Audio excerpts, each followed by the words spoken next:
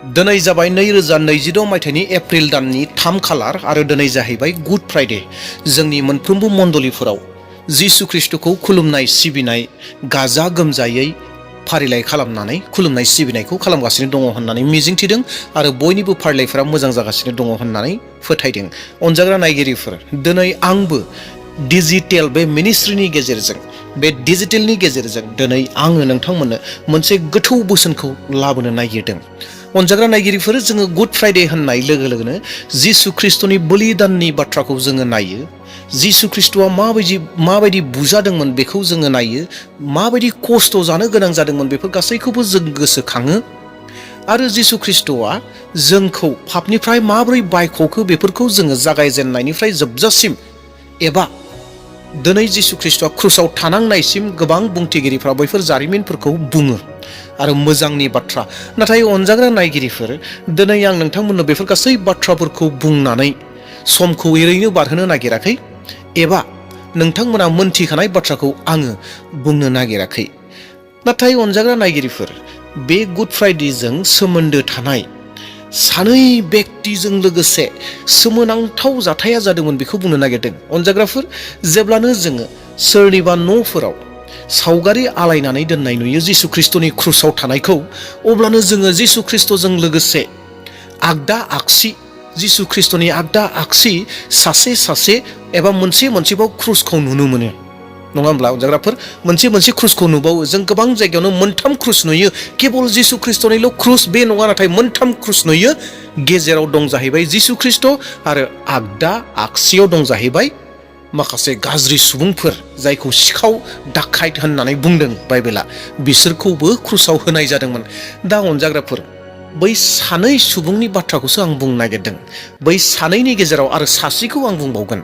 दा बैनिफ्राय गोबां सोलोंनांगौ बाथ्राफोर दङ, मोनथिनांगौ बाथ्राफोर दङ, जेरावहाय गोबां सोमोनांथाव बाथ्राया हाबखोमानानै दङ।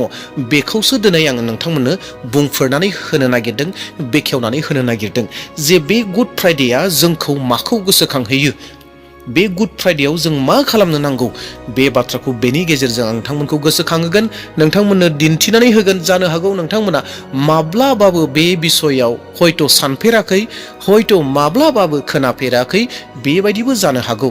नाथाय सोरबा खोनाफेरबायबो जानो हागौ, नाथाय आंनि बुंनायनि जिथु आन्दाज जागोन, बुंनायनि जिथु लाइन जागोन, बे आलादा रोखोमै जागोन। अनजाग्रा नायगिरिफोर, दे अब्ला जय मसीह होननानै खुलुमहरदों, मिजिंथिदों गुड फ्राइडेआ नोंथांनि थाखाय बोर लाबोगोन, गोबां आशीर्बाद लानानै फैगोन आरो नोंथांनि जिउआव मोनसे जाफुंसारखौ लानानै फैगोन। नंगौ अनजाग्राफोर, जोंहा गुड फ्राइडे सफैनाय लोगो लोगोनो जोङो रंजानायजों लोगोसे, जिहेतु जों गुड होननानै बुङो, मोजां सुक्रुबार होननानै बुङो, बोरनि सुक्रुबार होननानै बुङो, बेजों लोगोसे जोंहा मोनसे गोसोआव दुखुबो दङ जे जिसु ख्रिस्टआ बेबायदि सैनो गोनां जादोंमोन, जोंनि पापनि थाखाय बुजानो गोनां जादोंमोन, थै फसरनो गोनां जादोंमोन। बेफोर गासै बाथ्राफोरा, जारिमिनफोरखौ जेब्ला जों गोसोखाङो, जों अब्लाना दुखु मोनो। अनजाग्राफोर, नंगौ। नाथाय दिनै आं नोंथांमोननो जिखौ बुंनो नागिरबाय, दे अब्ला जोङो आवगायलांदोनि। दे अब्ला अनजाग्रा ख्रिस्टनि बिसा नायगिरि लोगो नोंथांमोन, थोंजोङैनो नोंथांमोननो बाइबेल सिरिखौ आङो फरायना होग्रोनो हास्थायदों। नोंथांमोनाबो हायोब्ला बाइबेलखौ बेखेवफागोन आरो नङाब्ला मोजाङै खोनासंगोन। लुकासनि 23 बालाबनि 39निफ्राय आङो फरायगोन। क्रुसाव दोगथाबजानाय सानै दसि मानसिफोरनि मादाव सासेया जिसुखौ निन्दिनानै होनदों, नोंनो नामा ख्रिस्ट'आ? नोङो ख्रिस्ट'ब्ला गावखौ आरो जों सानैखौबो बासायदो। नाथाय बिनि लोगोआ बिखौ सोंखारिनानै होनदों, नों इसोरखौ गिया नामा? बि मोननाय साजाखौनो जोंबो मोनदों। जोङो साजाय होजाखानांगौ, मानोना जोङो जोंनि मावनायफोरनि मोननांगौ बिथाइखौसो मोनदों, नाथाय बि मानसिया जेबो दाय मावाखै। आरो बियो होनबाय, अ जिसु, जेब्ला नोङो नोंनि रायजोनि इखथियाराव फैगोन, अब्ला आंखौबो गोसोखांदो। जिसुआ बिखौ होनदों, आं जबान होयो, दिनैनो नोङो आंजों लोगोसे पाराडाइसआव सहैगोन। प्रेज द लर्ड। अनजाग्रा नायगिरिफोर, नोंथांमोना आं फरायनानै होनाय लोगो लोगोनो बाथ्राखौ कमप्लिट गोसोआव फैजोबबाय जानांगौ जे जिसु ख्रिस्टनि आगदा आगसि, जेब्ला जिसु ख्रिस्टखौ क्रुसाव दोगथाबदोंमोन, बै समाव केबल जिसु ख्रिस्टल' नङा, जिसु ख्रिस्टनि आगदा आरो आगसियावबो सानै सुबुं दङमोन, जायफोरखौ बाइबेला सिखाव होननानै बुंदों, डाकाइट होननानै बुंदों। येस अनजाग्राफोर, बिसोरबो थैफादोंमोन। डेट मिन्स बिसोरखौबो साजा होदोंमोन, सिथारदोंमोन। आगदा आरो आगसियाव दङमोन आरो बिसोर सानैबो जिसु ख्रिस्ट'जों रायज्लायदोंमोन आरो सासेया जिसु ख्रिस्ट'खौ ठाट्टा निन्दा होदोंमोन, बायदि रोखोमनि मोनसे बाथ्रा बुंदोंमोन। नाथाय सासेया बुंदोंमोन, जोङो जायखौ 41आव रोखायै मोननो हादों जे जोंनि जिथु दाय दङ, जोंनि दायनि थाखाय जोङो साजा होजादों, जों मोननांगौखा, जिहेतु जोङो गावखौ गाज्रि होननानै बुंखादों। 41आव जोङो बेखौ नायब्ला मोनगोन। लुकासनि 23:44 सिरियाव नोंथांमोनाबो देहान खालामगोन। बैयाव सिखावा गावनि खुगाजों बुंना लादों, जोङो गाज्रि, जों मोनखानांगौखा बे साजाखौ, नाथाय बेबा हले मोजांसोमोन, मोननांगौ गैयामोन होननानै सिखावा बुंदों। अनजाग्रा नायगिरिफोर, बाथ्राया बेखिनियावनो दङ। आं बुंनो नागिरनाय बाथ्राया जे जिसु ख्रिस्ट'आ बिनि उनाव मा खालामखो, जेब्ला बै सिखावा गावखौ स्वीकार खालामबाय जे जोङो मोननांगौखा बे साजाखौ, जों गाज्रि, जों मोननांगौखा, आरो बिनि उनाव बे सिखावा सासेया मा खालामदों, स्वीकार खालामदों, अ प्रभु, जेब्ला नोंनि रायजोआ फैगोन जोंखौबो गोसोखां। अ जिसु, जेब्ला नोङो नोंनि रायजोनि एखथियाराव फैगोन अब्ला आंखौबो गोसोखांदो होननानै बै सिखावा स्वीकार जाबाय। आरो बिनि उनावनो इमिडियेटलि जिसु ख्रिस्ट'आ मा फिननाय होखो, आं जबान होयो, दिनैनो नोङो आंजों लोगोसे पाराडाइसआव सहैगोन। प्रेज द लर्ड, दिनैनो आंजों लोगोसे पाराडाइसआव सहैगोन। डेट मिन्स अनजाग्रा नायगिरिफोर, आं नोंथांमोननो दिनै बुंनो नागिरनाया बेनोदि जिसु ख्रिस्ट'आ निमाहा होनो हायै जेबो पाप गैया। इमिडियेटलि साननानै नायलाय, इमिडियेटलि माबायदि सिटुएसनाव जिसु ख्रिस्ट'आ बै पापिखौ निमाहा होदों, माबायदि सिटुएसनाव, मा सिटुएसनमोन, मा थासारिमोन। बे थासारिया जाहैबाय क्रुसनि सायाव थैहां अबस्था। हयथ' बै समाव दै गांदोंमोन, हयथ' मोदोमा सादोंमोन, गाबख्रावबायदोंमोन, गोबां तारना मोनदोंमोन।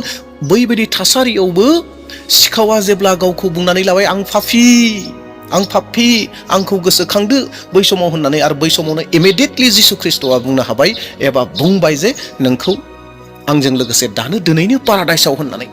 मा एसे सोमोनांथाव अनजाग्राफोर, एसे साननानै नायनायसाय, मा इमिडियेटलि निमाहा होनो हाखो जिसु ख्रिस्ट'आ।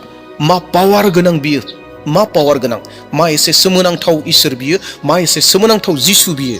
दानाब्ला फै नोंथांमोननो मोननै बाइबेल सिरि दिन्थिना होनो हास्थायदों। बे मोननै बाइबेल सिरिया गासै बाथ्राखौ रोखा खालामगोन।